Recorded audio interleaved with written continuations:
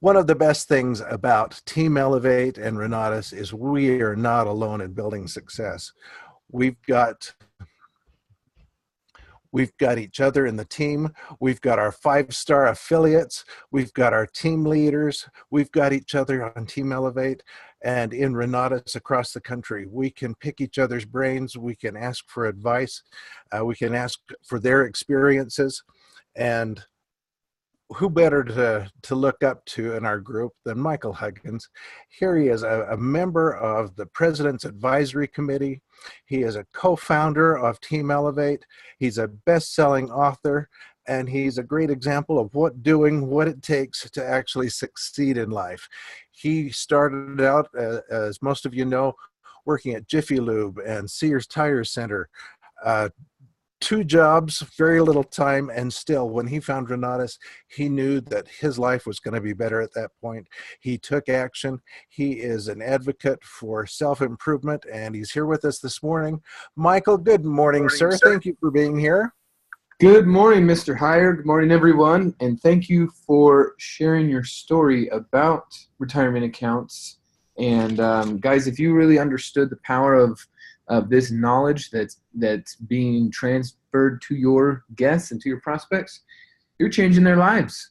Ron now gets to spend his days with his business, with his family, with his initiatives, his goals, not his employers. And it only took him 10 months to turn everything around and actually walk away from his full-time job. Full-time job, walked away in less than a year because of velocity banking and self-directed retirement accounts. It's a huge, huge deal, guys. So don't be casual about inviting people to this stuff. That's part of your problem. Part of the reason you're not making as much money as you want to make is you're still too casual about introducing it to people and insisting that they take a look at it and actually do something with it. Too casual. Let's be a little more assertive, or dare I say aggressive. Okay. Great news, everyone. Bob Snyder enjoyed his birthday. He got a lot of thank yous, got a lot of well wishes. He also added a new family member to his family. Last Saturday, his son got married. And so it's a beautiful thing. Family's growing. Renata's family's growing. There's going to be another feature release with the Helios coming out soon. If you guys were on the Impact this morning, you heard about it. But basically, they're going to be here's the coolest thing about it. When Bob Steiner was releasing Helios in these different stages, the coolest thing about it is each stage that they're releasing, very few issues, very little glitch, very little challenge with the whole new program. So as these releases are coming out, it's not like they got to redo anything. This is great news. So 10 steps forward, and that's it. Okay. One other thing I wanted to bring up is how complaints are handled at the corporate level. Every once in a while, we'll get a complaint about how someone marketed. They were using some deceptive sales practice. They said, it's a job and it's not, and so we hear about that stuff, and you need to stop it. But even more rare, but still a thing to be aware of, is how you run your real estate business. If you run your real estate business like an idiot, you don't get to keep your lifetime membership with Renatus. If you are not following what is taught in the education and paying people back and doing what you're supposed to do, then Renatus has the right to cancel your complimentary lifetime access. It is a complimentary situation, so how your real estate business operates is a big deal. So don't think that they're necessarily separate. Okay? If someone's not following the practices taught in the education and they're screwing people over, you don't get to be a part of this community. So there was one complaint that came up. Now the great news is they're quickly fixing it and showing proof that they're resolving it. So That's what we want to see. We want to see responsibility and fixing it. That's all. Very small, but could be big if you don't pay attention to it. Okay, so as the other thing I want to bring up is as we are releasing the new disclosure and disclaimer packets, when we start talking about the marketing and the the earnings plan, instead of, this is my own personal thing, but instead of calling them disclosures, a disclaimer packet, here's your disclaimer packet, let's call it the welcome packet. In the welcome packet, there's a welcome letter, there's the disclosures, there's the first 30 days, what to expect kind of thing. But let's make sure we're calling it welcome packets and not disclosure packets. Okie dokie? Wonderful. Okay, stay up on it. So last Monday, we ended on this slide. Okay, and we talked about the law of consistency. If you develop the habits of success, you'll make success a habit. So today we're going to talk about two more laws. First one we're talking about is the law of environment. Now this is coming from John Maxwell's book called The 15 Invaluable Laws of Growth. So as you guys are being involved and engaged with this company, the only thing is growth, right? Grow your mindset, grow your ability, grow your bank account, grow your friends, grow your network, grow your real estate. It's all about growth. So I thought we'd spend these next couple weeks making sure that we're looking at growth, all of its components of growth, so that we can maximize our efforts. So in the law of environment, they're saying growth survives in conducive surroundings. So let's talk about that. What surroundings are you in when it's time for business, when it's time for work, when it's time for communications and conversations? Here's what John says. He says, if you always find yourself at the head of the class, you are in the wrong class. You need to be in an environment forcing growth. So talking about growth and change, what about your environment is bringing about your desire for change, your desire for growth? Do you put on the right music? What thoughts are going through your head? What experiences are giving you energy? What friends are around while you're working or while you're playing? What activities give you energy in your recreation, right? This is something where people who are like, man, I don't have any energy. It's like, well, what did you do the last month to give yourself energy? You can't just expend it all. You gotta get some. You gotta generate some. So controlling our environment. Other aspects to think about our environment: books, memories, giftedness, home. Where's this energy coming from? What do you want to change about this stuff? Okay.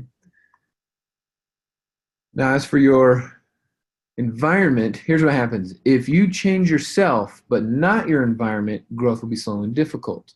If you change your environment, but not yourself, growth will be slow and still difficult. Changing your environment and yourself, growth will sustain, it'll be fast, it'll be successful, it'll stick. So it's both. Change you and your environment. Change you and your environment. Some people will just do one, and again, it's going to be slow and more difficult than it needs to be if you just change yourself but not your environment. So your environment could be or is also your car. You're driving to work, you're driving to the meetings. Change your environment. What's going on in your car? I know I was so busy when I finally got my first car, it just piled up with trash. It piled up as a mess. I never cleaned it. It was just a mess.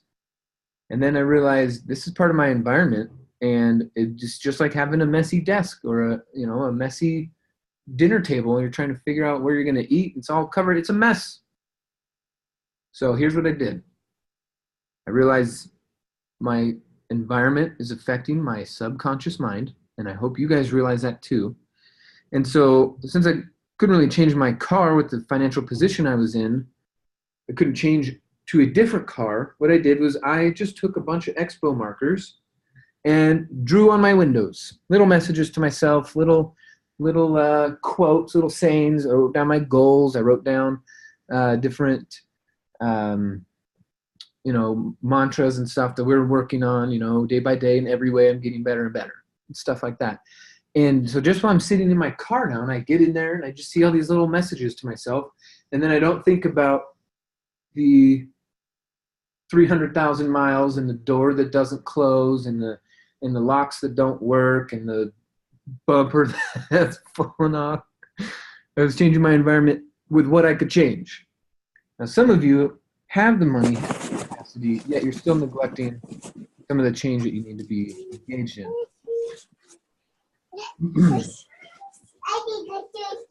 Yeah, you talking about change? Babies got to change, right? They got to change their attitude. I'm just kidding. They got to change their diapers. Oh my goodness. Okay. Understand that most people want change, but they don't want to change. And most people around you do not want you to change. That's even crazier. They don't want you to change because you're going to be a reflection of them not changing.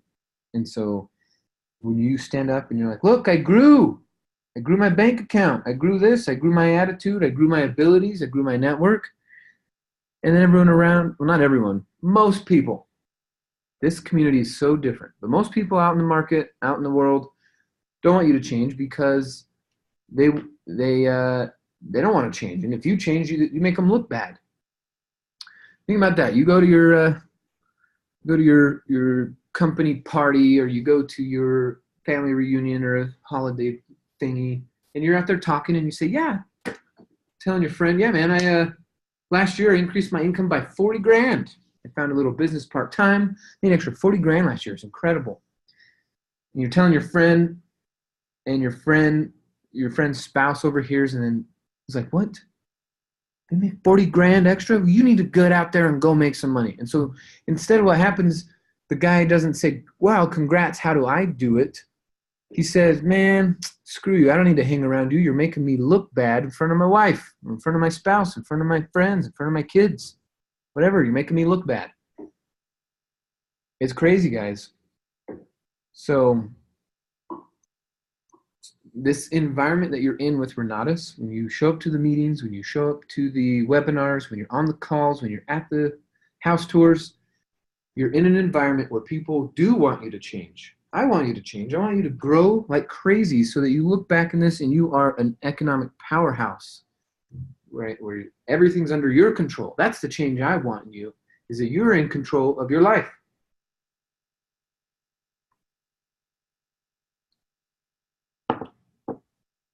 So if you're not going to your meetings, if you're not on the calls regularly, maybe this is your first call. Congrats, welcome.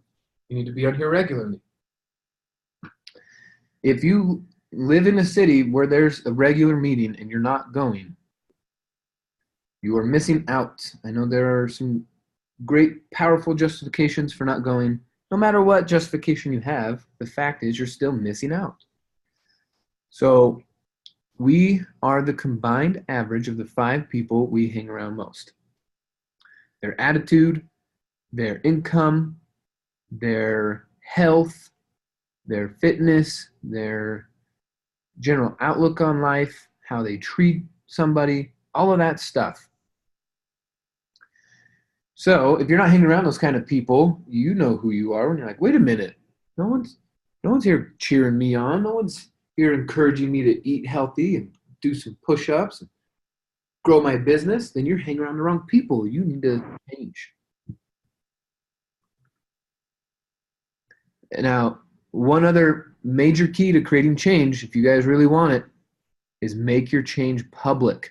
Tell people about your growth, what you intend to do in a very public way. Facebook Live, make a post. And not just a post, but make a video. Say, hey guys, this is my growth plan for the next 5 years. This is what I'm going to work on, or the next 5 days, or the next 5 weeks, whatever you're going to work on and forever long. Let them know. Set milestones. And when it says focus on the moment here, what that means is as you're making progress, don't doubt that you're going to make it, you won't make it. Can't have doubt and belief in your mind at the same time. So if you're focusing on the past or you're focusing on the future, then it allows for doubt to creep in. So just focus on the moment.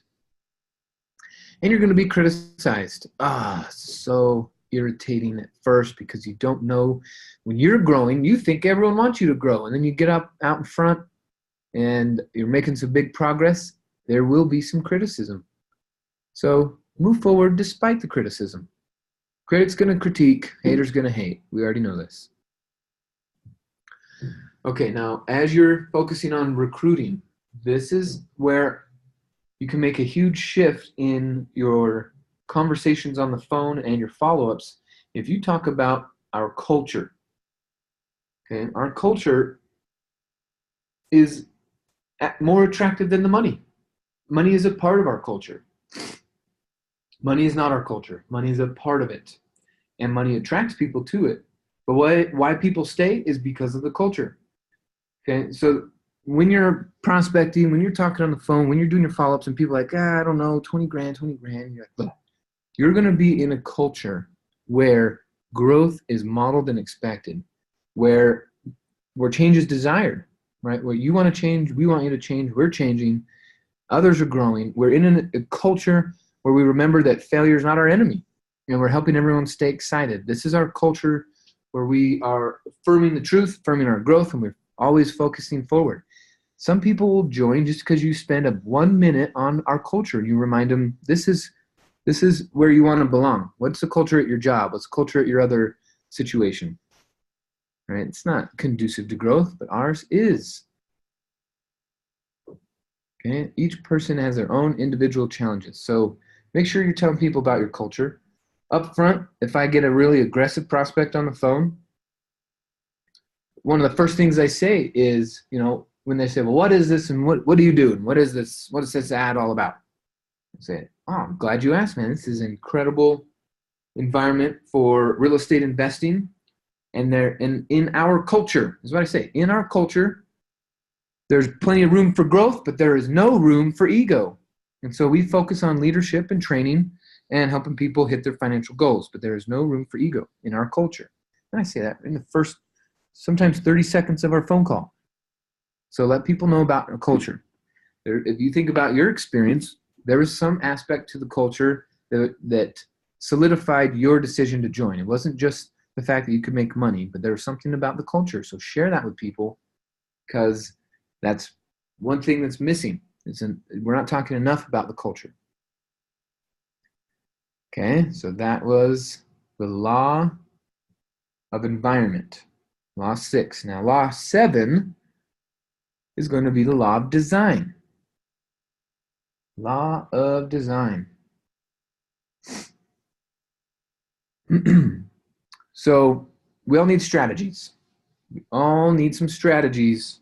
Good thing we joined Renatus because they got some strategies for our income and real estate. We also need some strategies just simply for growth. If you don't plan your own growth and you don't plan your own destination, chances are you'll end up in someone else's plan. And guess what most people have planned for you? Not much. So you need to make the plan. Okay, so here's something about life. Life is very simple, but keeping it that way is difficult. What I mean when I say that is many people go around and value their own self based off of how complex they can make something. But life is simple. Keeping it simple is difficult because people want to complicate it. Your brain wants to complicate it. Focusing on the past and the future overcomplicates it because that's not real. And so working on keeping life simple, even though life is simple, is the difficult part because of our human nature. So if you're stressed out and chaotic and you're like, life is so complex and hard to understand. Nope, it's not. Life is very simple. There's something you're missing, and I'm glad you're here so we can figure it out. In designing your day, your week, your month, your year, also make sure it's lined up with your value system, right? Don't neglect your health, don't neglect your church, don't neglect your community, don't neglect these things as you're making your plan for your business. Business is important, but it's part of the design. Okay, so answer these questions when making your plan. Can it be received easily? Can it be repeated easily? Can it be transferred strategically? Okay, we're talking about duplicating, finding our first sale, and then helping them find 2 sales so we can get our leverage sales. So in talking about your plan and talking about this plan, the epic plan, right, Renatus' plan, is it being received easily and is it being repeated easily? Well, that's one reason why we're coming out with the corporate presentations and Helios, to make things received easily and repeated easily, and then transferred strategically. When it's time for someone to step up into a position, are we transferring this body of knowledge to them in a strategic way, or are we're just like, well, you've been in for a year, now it's you? No. We got to be strategic and make sure people can repeat it easily. I hear Jim Rohn say this all the time, and it's reiterated here. He says people spend more time planning their vacation than they do planning their life. Right? They got a 2-week vacation, and they know when they're getting up and what they're doing this day and what's for lunch and this and that, and they plan their vacation. But they won't plan their life. Don't be like most people. Let's design this, the whole life thing, not just the business. So in planning your life, here's a recommendation. Multiply everything by 2. I'm an optimist, and so I look at a project and I'm like, cool, we can get it done in a week and it'll cost $1,000, right? Money and time. And then that's my optimism. And then we go work through it and it takes 2 weeks and $2,000. So when I came through this training and he was like, I multiply everything by 2, just so that I can have a plan that isn't just going to be everything goes perfect. And I was like, oh, okay. Maybe that's why my lit team looks at me like I'm a crazy person sometimes. And I'm like, come on, we can get that done tomorrow. Nope, let's double it, just for planning purposes. Oh, sorry. Sharing screen. Where'd it go? Oh, the whole thing. The whole thing. Weird. It's all good. Got it right here.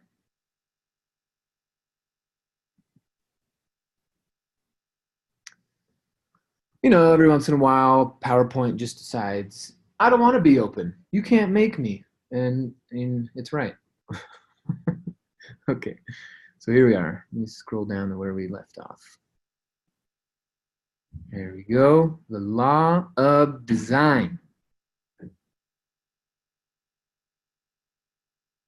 Okay. There we go. Share screen.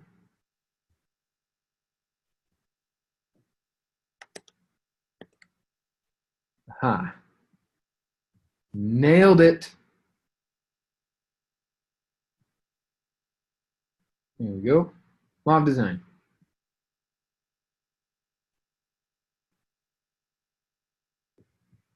I just saw Sandra's note. We're talking about planning for vacations. She said she had a guest planning her vacation in the meeting while I was presenting, so I called her out. Good. That's awesome. Okay, back to law of design. Life lessons. Life is not a dress rehearsal. So there's no instruction manual. That's why you got to stay in study mode. And there's no chance for warm-up, which means you can't be casual. You got to be serious about this.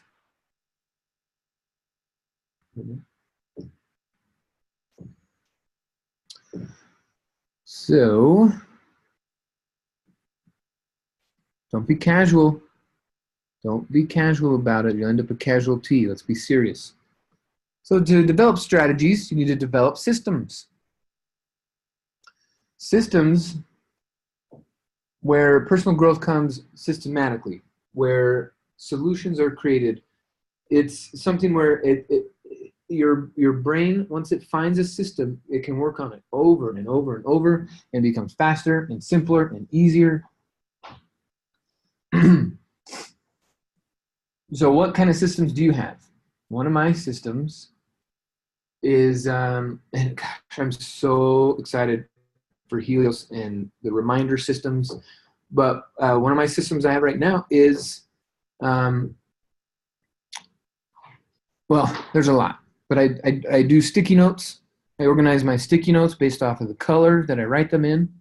That's one of my systems. When I'm looking around at my desk and I know what time, the day, what topic I'm on, I just look at the sticky notes in those colors. Simple systems. Simple, but still a system. I'm not trying to memorize everything. It's for me. With the Helios system, though, I have a prediction that the top 20% of people, the top 20, they're already the top 20 right now, they're going to triple their income. They're going to triple their income.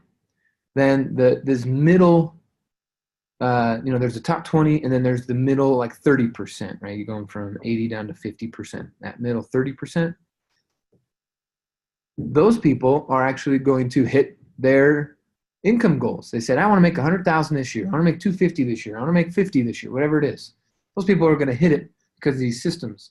And then the bottom 50% are going to see, they're going to see an increase in their income. Just depends on how much. 50% increase, 10% increase, 90% increase. The great news is you're in this environment of growth, of consistency. The way they designed it is going to be incredible. So you don't have to design all the systems. You're in a system. We're designing it for you. The key is making sure to use the system. Okay, making sure to use the system. In what I mean by that is logging in every day, checking on your reminders, checking on your tasks, being consistent about it. Right? One of my systems is with spreadsheets when we're dealing with our leads. But I have to manual everything. With our new systems coming out, there's going to be more automation. So I'm really glad they spent all the time designing it so we can really get what we want out of it. Okay, we're going to talk about the law of pain and a few more things next week.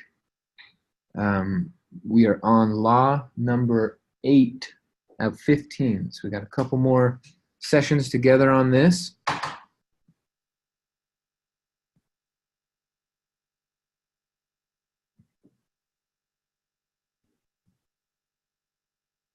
Okay, so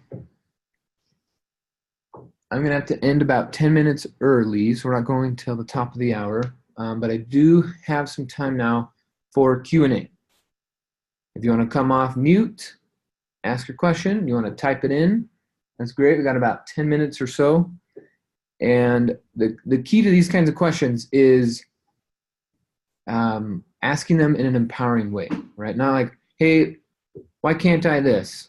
We're going to say, how can I that? There's no judgment of questions. It could be a basic question. It could be an advanced question. Well, obviously we want to keep it on the topic of sales and growth and those sorts of things. Mike, it's Keely. Good morning. Good morning. When you were talking about the culture, you had a really good script for those aggressive leads. Can you go back to that and go over that phrase that you said again, please? Yes, absolutely. And I'll pull up that slide again here. Culture is something that if we protect it, then it will be self-sustaining. Like once we protect it and we bring in people who realize we're protecting it, then they're going to want to protect it, and it just duplicates that way. So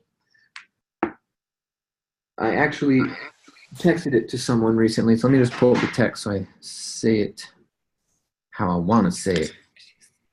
Okay, I liked how you said we have lots of room for something, but no room for ego, and I didn't catch what you said. Oh yeah, we got lots of room for growth. We have lots of room for contribution. There's plenty of room for leadership, but we have no room for ego. Awesome, thank you. Yeah. And when people hear that, quickly they check their ego. And the people who are so ego-driven, they drop off. They don't waste your time. They stop answering your phone, and they save you time. So that's good.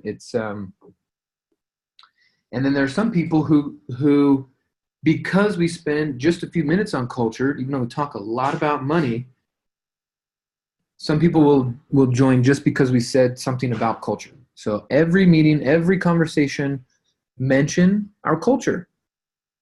We have a culture of growth and support. We have a culture of growth and moving forward. We have a culture of support and freedom. Whatever your area is like, or however you want to bring these people in. Think about the characteristics of the people you want to bring in, and then design a culture like that, and keep repeating it. Culture, baby. Yeah, don't let these aggressive people push you around.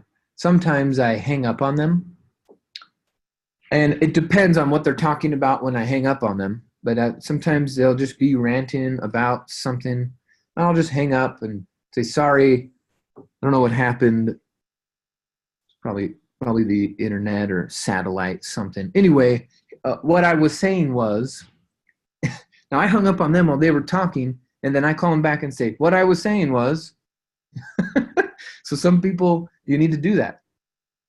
Other people that are really aggressive on the phone, I hang up on them, and then when I call them back, I say, hey, I don't know if you noticed, but your attitude caused the disconnect there. Would you like to start over? Some of them start chuckling and laughing, and others are like, man, can't believe you just hung up on me. And then they hang up on me. Whatever. That's fine. But don't put up with it, is what I'm saying. Okay, if they got a lot of questions and they're really curious, and they're skeptical, that's fine. That's different. You can lower that skepticism with some more evidence and stories. But aggressiveness and skepticism are two different things. We're the aggressive ones, not the customer. Good question, Keely.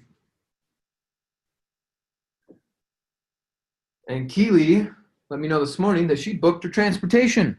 Remember we talked about on Monday, booking your transportation? That window is closing. You don't want to have to catch a cab or ride the bus. You want to be able to ride the luxury bus that they have designed for you. Fancy lean back seats, air conditioning, the whole thing. So book your transportation right now. Hey, Mike, it's Keely again. Hey. Regarding that transportation, on the page where it had me enter in my information, I don't know if anyone else had this issue, but it wouldn't let me enter in anything. I couldn't type in anything. What? And I logged out, refreshed and everything, and it still won't let me enter in like my name and all of that. So I'm not sure what's going on. Okay, I know who to call about that.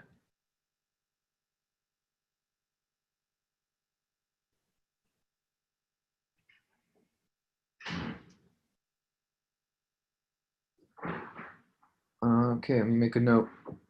Okay, who else has a question? We got a few more minutes and I gotta go. Hey, Michael. Alan, how the heck are you? Hey, how are you? Loving life. What's up? Since you're talking about registration for transportation, it said it was $29 a person as I was going through that registration. And then when it was done, I registered Mary and I for both ways. It ended up being $116, but I couldn't see what the itemization was. Is that right, or? Yeah, it's $29 each way, so it'd be 56 or 58 for you, and then 50 okay, times two. Yep. Okay, that makes sense. Thanks. Yeah, since you brought it up, I wouldn't have spent time this morning on that, but awesome presentation as always. I'm here to make a difference, so hopefully it's working.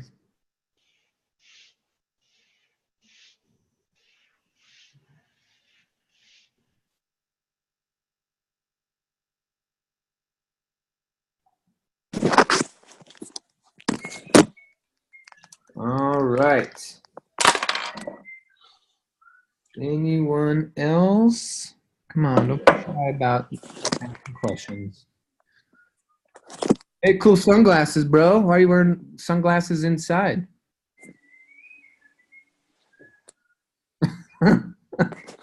Sorry, I gotta find who's doing this and turn it off. All right, here we go. Turn off your video. And cool ceiling fan. So I'll turn your video off too. Hey, Michael. Hey, Hey, dude. Well, we've got 4 more minutes here. I wonder if you could share about your morning routine. my morning routine.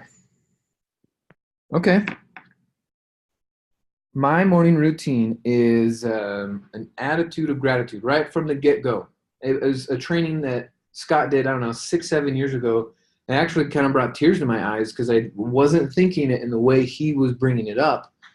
And, he's talking about start your day out with gratitude. And the moment your feet hit the ground, boom. The moment your feet hit the ground, boom. You got to remind yourself, there's some people with no feet. Holy crap, they got to start their day with no feet. And I just got to put my feet on the ground. So immediately, this attitude of gratitude just overwhelms me. Oh, I'm so grateful. Then what I don't do is I don't grab my phone. Don't. That is not a thing. You don't want something else controlling your mind. So what I'll do next is I will open up a music app, and I will listen to some audio or some music that just gets me ready. And then I go find, actually, I have a weird morning routine. I don't know how far we're going to get into this. But stretching, always stretching. Think about this. How many of you know someone who's in their 60s, 70s, 80s that can still touch their toes? Right. So I have a teammate who's 83. He jogs every day, touches his toes every day, the whole thing. And so part of it is taking care of my body, touch my toes every day, do some push-ups. And then I come in and I look at my calendar. So in my office, I got a big old calendar for the whole year. And I look at, all right, what's coming up, what's important, what I need to stay focused on. And then, walking into my office, I got all the stuff up on the walls, all my messages, my posters, my goals, my calendars. I go in here and I make sure that what I'm going to think about for the rest of the day is what I really want. Then I grab my phone. Then I catch up on GroupMe. Then I catch up on texts. And I don't go into emails until the lunch hour. I know some people are checking their email every 2 minutes. Don't do that. Email is a block thing. You block it out. So I wait till the lunch hour, then I check my email. And I really try to get my follow-ups done in the morning. When someone comes to an event, I try to book my follow-ups in the morning. Hey, what are you doing at 9 o'clock? What are you doing at 9:30, 10 o'clock? Let's do this. Most people have a better attitude in the morning. Most people have better mental stamina so they can keep up with the information and ideas that I'm asking them to buy. I don't want to ask someone to buy at 10:30 at night if I could do it 10:30 during the day. I just get more yeses that way. So I also try to cram my follow-ups in the morning. On Mondays and Wednesdays, I review what we're going to talk about. It's different every day. This is a crazy thing. But one thing that's always consistent is touching my toes and making sure that my body is going to do what I need it to do all day. And that, like I said, that overwhelming gratitude. Some of you guys, wake up in the morning, the first thing you think is, shit. And then that's all you get all day. You manifested that. You asked for it. Some of you just wake up and you say, I'm so grateful. And then all day you just get gratitude and things that you notice that wouldn't hit you any other way except for being grateful. So it's those first 5 seconds that really, I think, make a difference. Waking up saying, I'm so grateful. Right? Even when I sleep in, I miss something, I hit the snooze, I accidentally turned it off. I still wake up, I'm so grateful. for that extra hour or whatever. I don't say, ah, crap, why did I do that? It's still, it's attitude of gratitude all the way, 100% all the way through. It's not easy, but it's worth it.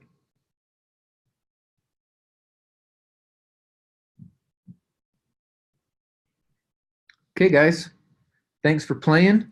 Thanks for being here. It's Wealth Wednesday. Stay focused. Okay, remember, don't call it hump day. That's what poor employees call it. We call it Wealth Wednesday.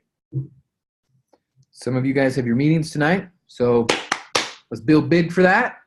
Some of you have your meetings tomorrow or Friday, Saturday. We got a very powerful training this Saturday in Salt Lake. I am going to be in Salt Lake Saturday morning. I'm going to be there for the intensive, so build like crazy. Introduce me to your guests. Let's make some money. Let's make some money. All right, guys. Thanks for being here. Take care. Bye-bye.